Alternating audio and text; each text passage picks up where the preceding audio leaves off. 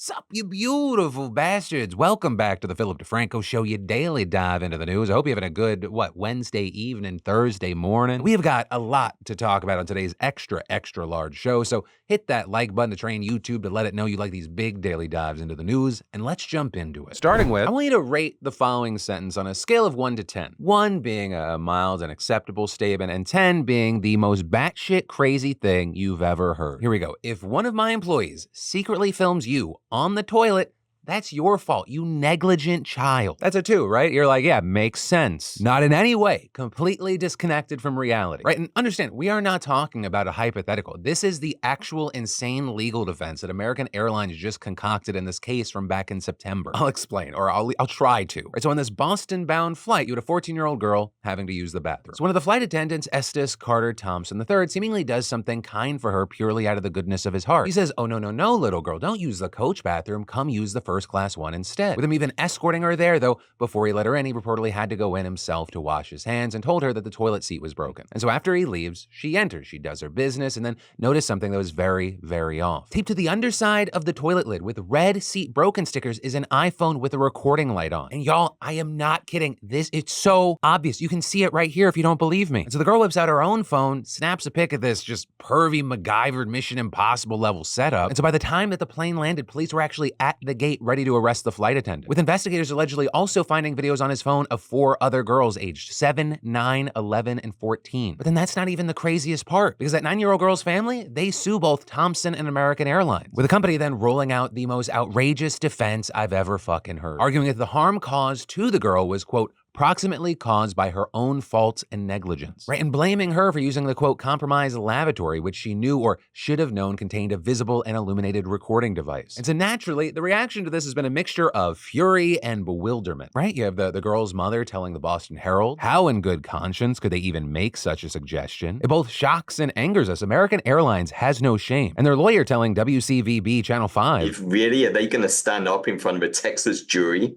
and point to a 9-year-old and say, don't blame us, it's her fault? But for now, we're gonna have to wait to see where this case goes, if American Airlines sticks with this defense. And hopefully, in the meantime, Estes Carter Thompson III has himself a little accident. But notably, even if that doesn't happen, he is facing years and years in prison. Though actually, a last-second update to this story we were finishing up, American Airlines is now trying to walk back their statement, with Boston.com saying that the company told them they found an error in the filing made by its outside legal counsel, and saying that this defense does not represent its stance and has directed that it be amended, right? Or seemingly they saw how this situation was growing and saw which way the wind was blowing. But with all that said, I gotta pass the question off to you. What are your thoughts here? Because I don't know, personally, that is such a big thing to overlook. And then, in big tech news, Rabbit AI, it turns out, has much bigger problems than MKBHD. Because the last time we talked about this company was because MKBHD called their R1 AI barely reviewable, with that creating this whole debate online for a while about negative reviews and, is MKBHD a bad actor? Which, just to make clear, he's not. He's reviewing, he's giving his opinion. That's what people want. But unfortunately for Rabbit AI, they are also on the radar of another huge creator by the name of Coffeezilla, with him now putting out a video saying not only is the R1 flawed, but also alleging that it was built on a scam and shows a pattern of Rabbit failing to deliver on its pie-in-the-sky promises. Because before it was called Rabbit, Coffee claims that the company was originally called Cyber Manufacture Co., with that name change actually only happening 2 months before its official announcement. And it turns out that name change is pretty significant, because Cyber Manufacture Co. wasn't just like a shell company or the same company under a different name.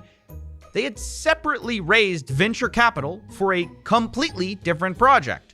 Not AI, it was for NFTs. Right, so the NFT project was called Gamma, with Coffee noting that this was back in 2021 when NFTs were all the rage, with Gamma raising about $6 million. And Coffee going on to say that this whole endeavor is especially shocking to look into because in 2024, the company's CEO, Jesse, said that they would never touch crypto, never. And so when Gamma comes up, Jesse boils it down to a little COVID project that he did once, saying, NFTs were released, he bought some himself, but he left the project once it was open sourced. But looking into all of that, Coffee claims that Jesse actually made massive promises with Gamma, like promises of a Gamma-verse and plans to launch the first carbon neutral or negative cryptocurrency. But these crypto coins or tokens, they weren't released, and Coffee claimed that the $6 million raised for the NFT project, it's just unclear if it went to Rabbit, somewhere else, or who knows. But he did say that all these issues tie back to the R1 device. This project is built on the skeleton of that scam project.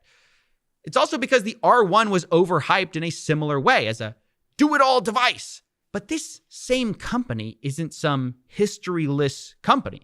They have a history of abandoning investors like they did with Gamma NFTs. Right, alleging that there is a pattern here because some of the Gamma promises were just huge. Like his carbon neutral crypto idea then turned into this plan where the NFTs would create a clean energy grid that people could then co-own that would produce coins. There were hopes for storefronts, comic books, brain logic controlled tools. It all kind of sounding insane, but Coffee also argued it's important to listen to this because the same CEO is trying to sell us the future of AI. Look, I'm not here to stump for the bigwig venture capitalists who lost their faces on this. At the end of the day, these are both consumer-facing businesses.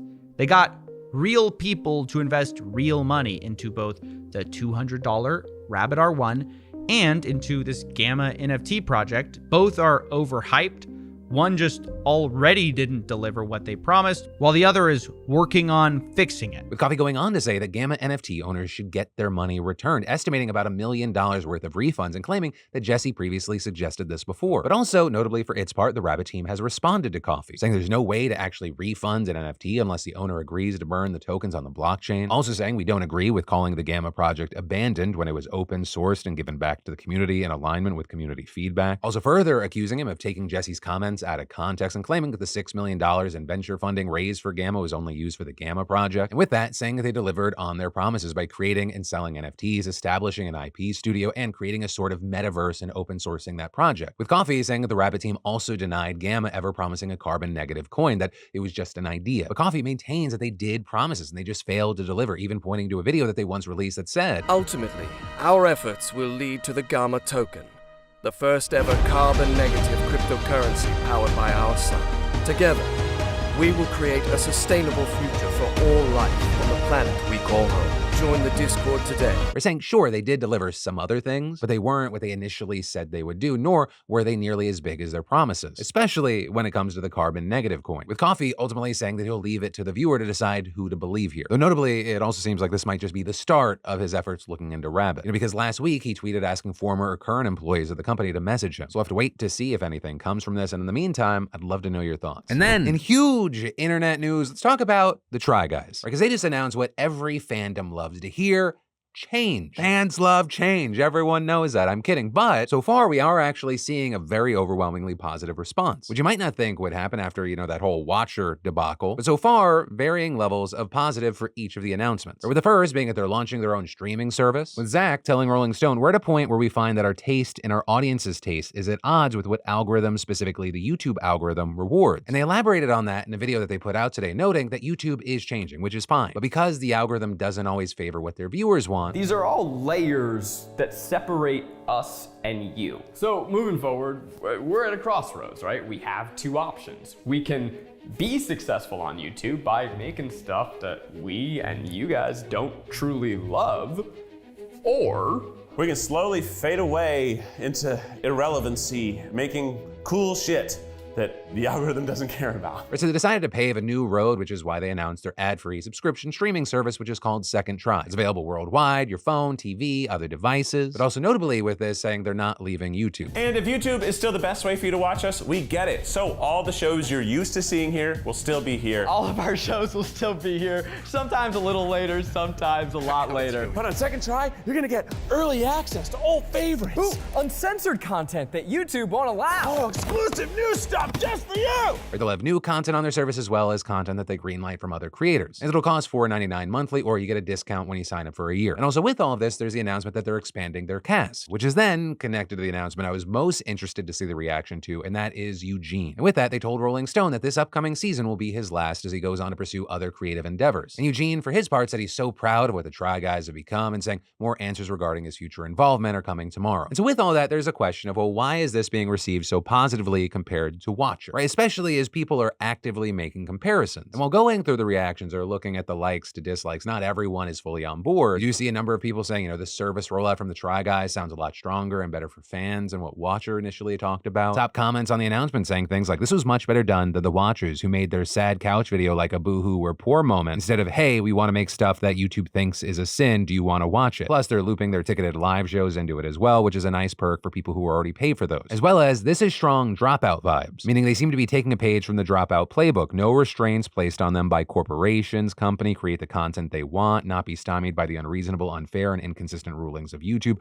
on what is and isn't allowed in a video, hiring, collaborating with friends, and other personalities. And regarding Eugene, one of the top comments saying, "At least it's official. I feel like we've been getting ghosted for 2 years. This feels like finally breaking up officially." So the final thing I will say here is I wonder how many groups and creators out there saw the whole Watcher debacle and since then have had to go back and like rework their similar announcements to off-platform subscriptions. Because make no mistake, the Try Guys are not going to be the last ones to do this, and if anything, it feels like a small part of a much bigger trend. And it's yet another example of sometimes it's not best to be the first one through the door or the first one through the door in a while. And then we'll get back to the news in a second, but I gotta say, I don't always have time for breakfast, lunch, a snack in the morning. I've got too much going on. But today's sponsor, Huel, they're here to help because Huel is no prep meals that don't compromise your health. Huel is ideal for me when I'm pressured for time, I'm on the go, I'm in a rush, or just away from the kitchen. I had a shake with cold water, and I have a convenient and nourishing meal in seconds. And personally, I love Huel's Black Edition. I think I'm the first person to say this, that once you go black, you just won't go back. It's a low-carb, high-protein powdered meal with 40 grams of protein plus 27 essential vitamins and minerals. It's plant-based, gluten-free, and has no artificial sweeteners. Plus, they've got tons of great flavors, though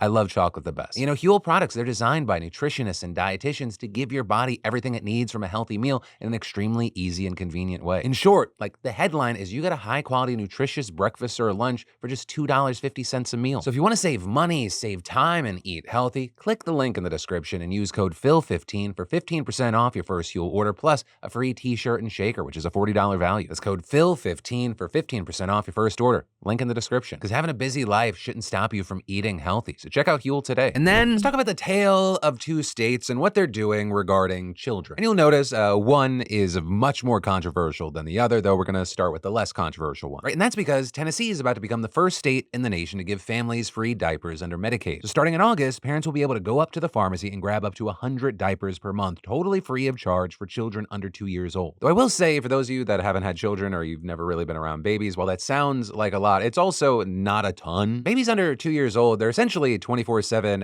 pissing, shitting, eating machines. In fact, I looked into this. On average, they'll use as many as 300 diapers per month. So while very beneficial, this program will actually only cover about a third of that. Though as they become toddlers, that number drops to around 150, which is also why Tennessee diaper banks hand out millions of diapers each year. And even with that, they can't keep up with the rising demand, especially as the cost has shot up since the pandemic, with families being seen spending over $1,000 on them over the year. And that's just for one kid. So you have the National Diaper Bank Network saying that nearly 47% of American families struggle to afford diapers in 2023. And so what we actually often see is that because of that financial stress, parents will try to save money by conserving their supply, which can mean leaving their baby in the same diaper for as long as possible, sometimes a full day or even longer. Which, that's just the setup for rashes, UTIs, fevers, blisters, boils. Also, there's things that you might not think about, like if you can't supply a full day's worth of diapers, most daycare centers won't let you in, which in those situations means that a parent all of a sudden they're going to have to miss work, which only squeezes finances even more. And so that said, even if it is only a partial fix, Tennessee's new program could make a huge difference for poor families. And actually, as a kind of cherry on top here, the state also lowered the bar for Medicaid eligibility by tying it to the federal poverty line. So whereas before, a parent in a household of 3 couldn't earn more than $1,600 a month, now they can still make up to $2,000 and still qualify for the diapers and other benefits. With Republican Governor Bill Lee, who touted the diaper program as a pro-life, pro-family measure, saying he hopes that it'll provide a model for other states to follow. Or as more liberal advocates hope, a model for the federal government. Because right now, there is no federal program, not even SNAP covers diapers. And even if there was, that's only one expense. It doesn't include formula, clothing, wipes, medicine, daycare, probably other stuff that I'm also forgetting right now. But progress is progress, and it should be celebrated. Though, not every change is a good one. Like I said, this is a tale of two states, and the second state is Louisiana. Louisiana is in the news because they're about to become the first ever state to classify abortion pills as controlled dangerous substances, and with that, punish illegal possession of it accordingly. Because we just saw their state house pass a bill that would classify both pills taken in the two-step medication abortion procedure as Schedule 4 drugs, which puts them in the same category as opioids, narcotics, and other highly addictive drugs. And under the legislation, anyone outside the medical profession possessing these drugs without a valid prescription could be charged with a felony punishable by up to 5 years in prison and fines of up to $5,000. Though pregnant people who possess the drugs for their own consumption would be exempt and doctors can still prescribe it. But also, very notably here, both medication and surgical abortions are already banned in Louisiana Louisiana, with limited exceptions to save a patient's life or when a fetus can survive, but not for things like rape or incest. So, doctors are already banned from prescribing abortion pills to end pregnancies in almost all cases, but they can prescribe it for other critical uses. Because something you might not know, I just learned it today too, is that one of the two drugs used for abortions actually has a lot of other important purposes. It can prevent gastrointestinal ulcers, aid in labor and delivery, and stop excessive bleeding after a miscarriage or childbirth, which is also why you have tons of doctors and medical professionals pushing back against this bill, arguing that it's just going to delay care for patients in need and increase fear among pharmacists that they will be prosecuted for filling these prescriptions. And this is, you also have other experts condemning the proposal as unscientific, saying abortion pills are just not addictive drugs that people use to get high like other Schedule IV substances. And with this, arguing that the move goes against scheduling guidelines that are meant to classify drugs by weighing their potential for misuse and danger with their medical benefits. And then even beyond that, many have also raised questions about how this law would be enforced. With Dana Sussman, for example, senior vice president of the advocacy group Pregnancy Justice, telling the Washington Post, how will prosecutors determine whether this is for one's own use or not? Will they perform pregnancy tests? It's creating this idea of a surveillance state for pregnancy that feels quite dystopian. But as far as what happens next, the bill is having to head back to the Senate for final approval. Right, and that because the provision classifying abortion pills as dangerous drugs was an amendment to another bill that initially aimed to make it illegal to give a pregnant woman an abortion pill without their consent. But it is expected to get the votes, and it will then go to a Republican governor who is expected to sign it. But also, while we talk about a tale of two states, this legislation is super significant because it could reach way beyond Louisiana. Because Louisiana, they would just be the first state to take this step, with experts saying this will effectively create a roadmap for other states to follow suit. And then it is yet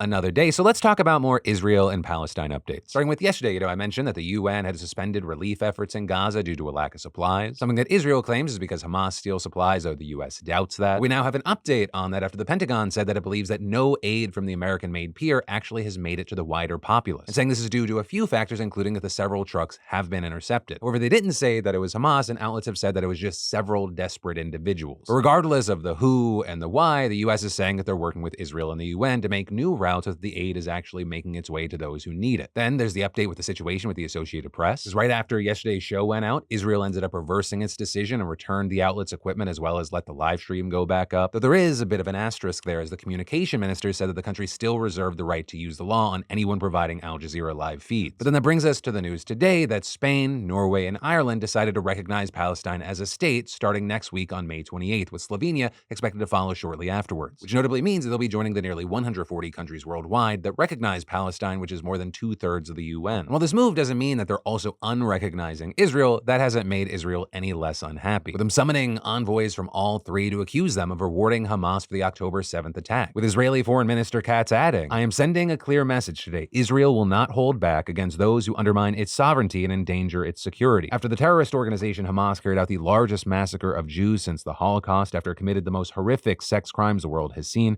these countries chose to give a reward to Hamas and Iran and recognize a Palestinian state. Israel has also decided to recall their ambassadors from all three countries, which just kind of further adds to the increasingly international isolation the country's been facing. However, this is also happening as the countries who made this decision wanted to make it clear that this was not an anti-Israel move, with Spain's prime minister saying this recognition is not against anyone. It is not against the Israeli people. It is an act in favor of peace, justice, and moral consistency. While this act is really seen as more symbolic right now, and it won't really change how they interact with Palestine, you do have some saying that it does add pressure onto Israel to seriously try to negotiate a two-state solution. Right? Many Israelis are actually open to the idea, although Netanyahu is not, especially if Hamas is still around, with this coalition arguing that for as long as that group is still around, it stands a chance of taking over Palestine, which would then pose an existential threat to Israel. And then on the Palestinian side, there's also a split. The group that controls the West Bank is open to a two-state solution, and both it and Israel were seriously negotiating this back in the early 2000s before negotiations broke down. And of course, so much has happened since then, many people pointing to things like Netanyahu's support of Israeli settlements within the West Bank that erode Palestinian territorial claims. And then, of course, there's Hamas, which historically opposed recognizing Israel. Though their tune also seems to be changing, at least publicly, because of this war, with them saying that they're possibly open to the idea of a two-state solution that uses the 1967 borders. But like with every aspect of this story, and really any piece of news, words are words, actions are actions, and for now, we're gonna have to wait to see how things actually play out on the ground. And then, most of the year, fancy underwear technology, it might sound unnecessary. Breathable, quick dry, moisture wicking, anti-odor.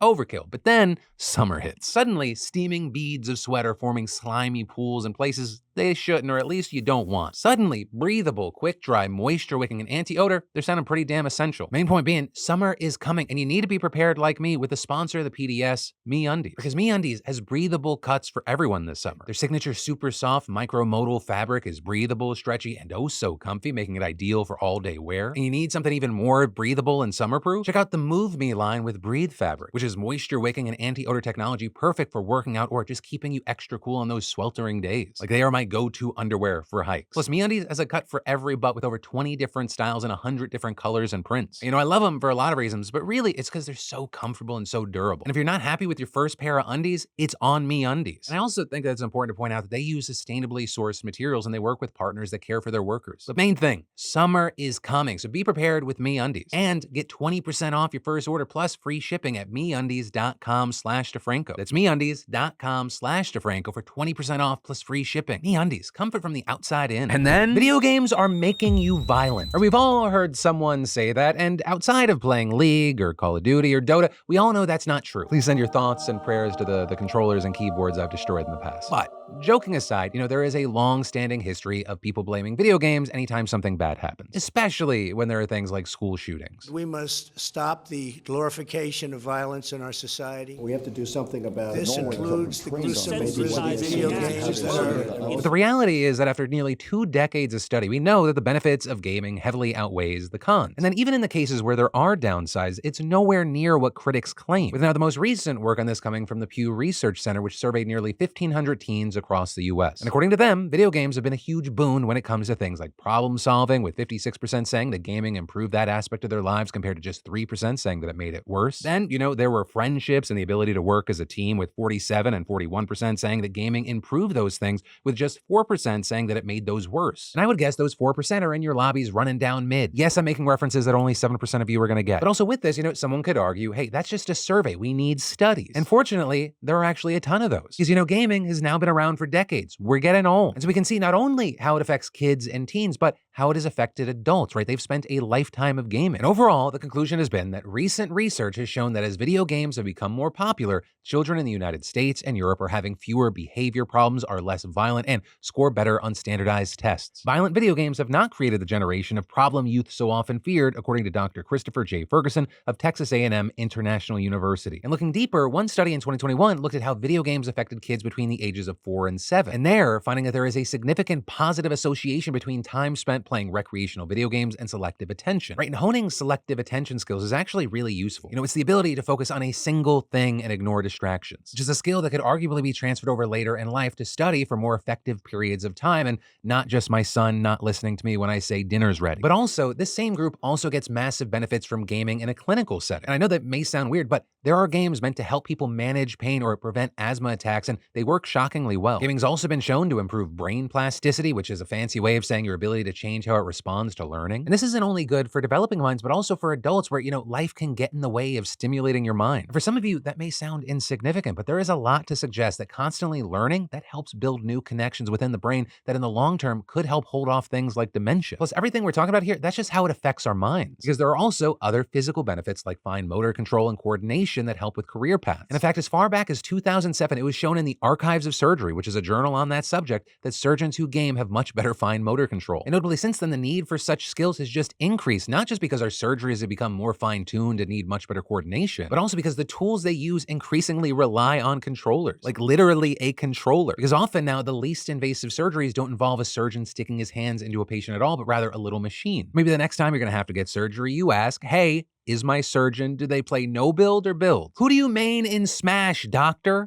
Get the fuck out of here. You're only cutting me open if you play Fox, Pikachu, Mr. Game & Watch. My friend was operated on by a surgeon that played Kirby. He pees through 5 holes now. But also with gaming, you know, some of the careers are a little bit more on the nose. Like how the military is actually shifting to using Xbox controllers for various applications after finding that they were almost ubiquitously understood by recruits. Because, you know, even non-gamers at least grasp how to use a controller nowadays. So all of this isn't to say that video games are this cure-all for everything. There are definitely drawbacks. But playing a first-person shooter, or any game for that matter, it's not going to make you into a mass murderer as is often claimed. In fact, a 2017 study found that gamers didn't show any signs of being less empathetic than their counterparts. And possibly the only thing that even comes remotely close is that the American Psychological Association found that gaming can cause some aggression, especially in young children playing extremely violent games. And there, it can manifest in some hitting or fighting. Which, to be fair, I mean, you can show a young kid just about anything and they will copy it, which is also something we've seen in movies and TV. It's why, fucking shocker, being a parent matters. Moderating what your very young child sees or does, important. If you don't raise your child, the internet and random strangers will. But then even in that very specific situation of a very young child playing a violent game, it generally doesn't translate to a long-term problem, according to the British journal Royal Society Open Science, with them finding that teens who played violent games didn't exhibit any more aggression than those who didn't play them. And according to Dr. Ferguson, violent video games are like peanut butter. They are harmless for the vast majority of kids, but are harmful to a small minority with pre-existing personality or mental health problems. So they can exacerbate issues in a small group of people, especially when they're children, which again is why across the world, games have a rating system. So these are rare cases where the kids shouldn't even be playing these games to begin with, as it's already been deemed inappropriate for them. It's also very similar to claiming that watching a horror movie will make a kid into a serial killer. And so really, possibly the worst thing that gaming does is that it can be addictive, something that the World Health Organization has even recognized, which leads to a wider variety of issues. Right? And even in cases where people aren't addicted, as Pew found with their study, it can negatively impact schooling and sleep schedules for a small group of students. So a hot take here, I don't think that it takes a lot to get a teen on a horrible sleep schedule or to ignore their homework. But anyway, that's where I'm going to end with this, because I know mostly I'm preaching to the choir a bit here. But hey, consider yourself armed with even more information for the next time your uncle at Thanksgiving starts blaming Call of Duty for a mass shooting. And then let's close out today's show with a congratulations and commentary. First, congratulations to Patty B, the latest winner of our weekly $500 giveaway towards any tickets on SeatGeek. Patty's heading to NoahCon at the Pilgrimage Music and Cultural Festival in September. And for everyone else, remember, SeatGeek and the Daily Dip are still giving away up to $1,000 in tickets, and you should definitely enter today if you haven't already. All you do is add code PDS to your SeatGeek app profile for a chance at the weekly $500 prize, no purchase necessary. And $1,000 prizes are available to Daily Dip subscribers who add code PDS newsletter, doubling entries and winnings. But that said, it brings us to commentary, where I'm going to dive into the comments on the last show and just kind of talk with you. Starting with the anti-Boeing comments, because there were no shortage of them yesterday. With Meg Doster saying, why is Boeing acting like 10-year-old me playing Roller Coaster Tycoon trying to kill off all my customers? Which, funny comment. Love that game, but I also gotta agree with most of the replies. Like, to be fair, this sounds like this isn't actually due to Boeing's apparent hatred for human life. I'm def a Boeing hater, but I don't know if this is one of those situations. One guy died and it was a heart attack, and how is clear air turbulence Boeing's fault? Ignorant take. And separately, folks like Ryan Meals saying, airline pilot here, this is why you hear flight crews say to please keep your seatbelts fastened, even if the seatbelt sign is off while you are seated. There's something called CAT, clear air disturbance, which cannot be seen or predicted, opposed to turbulence that occurs in certain types of clouds or associated with known weather systems. Unless other aircraft have reported the CAT, it can happen abruptly and be severe. 1 second can be smooth enough for us to have the seatbelt sign off, and then something like this could happen. So yeah, to the people out there that are like, why do I have to have my seatbelt on? What, I'm gonna need my seatbelt if I crash into a mountain? No, it's because of stuff like this. Safety theater exists, but this is not one of those things. Also, in those comments, there are people sharing their not only opinions, but their experiences regarding burn pits. People sharing stories like, my mother died of cancer caused by the burn pits. It was terrible seeing her constantly get rejected by the VA. But adding, I'm glad the vets who suffered from it can finally get the benefits they deserve. Rachel sharing, I lost my husband in 2015 from a cancer caused by the burn pits in Iraq. He fought the army and fought the VA, and it was so tiring, all the while he was fighting a cancer that eventually destroyed his lungs. This is a movement I have followed for a long time. It's long overdue, and yet it's still not enough. We need to do more for our vets. And with this, we also saw for all the vets down here in the comments, accredited veteran service officer VSO here. If you have questions, want assistance in filing a claim for service connection, or you were previously denied, please find a VSO in your area. We do the same job for free that a lot of lawyers are charging for. Most, if not all, counties have VSOs. There are also many national service organizations, DAV, Disabled American Vets, VFW, American Legion, etc., with VSOs, as well as your state's Department of Vet Affairs. So hopefully amplifying the news yesterday and, all the people chiming in here, it ends up finding who it needs to find and someone gets help. But for today, that's where I'm going to end this show. But 1, I'll see you right back here on this channel tomorrow for more news, or 2, if you missed the other video, click right there. Yeah, I love yo faces, and I hope you have a great one.